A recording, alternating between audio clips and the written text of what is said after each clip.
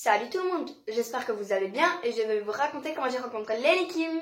Faut pas t'emballer, t'en vas pas sans moi dans la nuit, fais un effort. Alors c'était le 25 septembre, un mercredi après-midi, j'ai quitté l'école à 12h40 pour prendre mon train direction de Mons. De la gare de Mons, j'ai environ marché 40 minutes pour arriver au magasin MediaMarkt.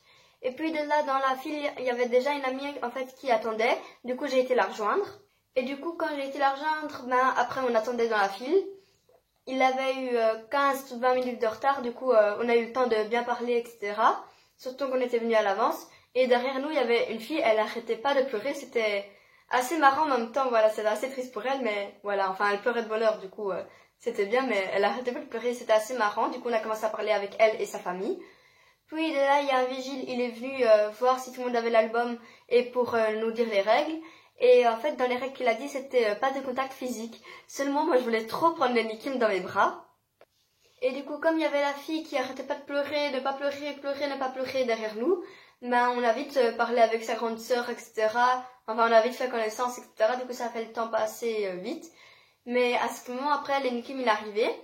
Et chaque fois, tour de rôle, en fait, il y a chaque fois des personnes qui allaient devant pour prendre des photos, regarder comment ça se déroulait, etc. Et de là, en fait, on avait vu comme quoi on prenait quand même Lenny Kim dans les bras. Seulement, au moment où c'était à moi de passer, enfin, je savais qu'en fait, je n'allais pas oser, moi, le prendre dans les bras. Du coup, au final, je me suis dit, non, de toute façon, c'est pas grave. Du coup, au final, la file avançait petit à petit.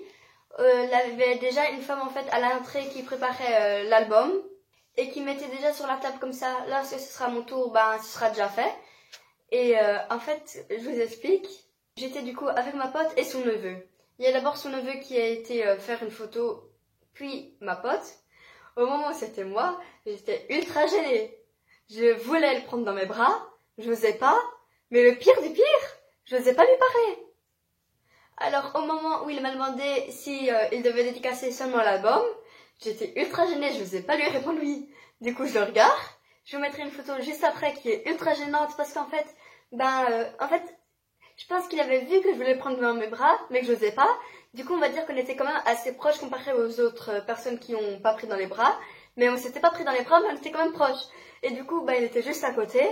Et au moment où il me demande s'il y avait que l'album à petit cassé, comme moi j'étais dans les nuages et que j'étais ultra gênée, je regarde, seulement le gars il est plus grand que moi et du coup mes yeux arrivent à sa bouche. Et du coup j'ai une photo où on voit que je le regarde, mais on dirait que je regarde ses lèvres et c'est ultra gênant.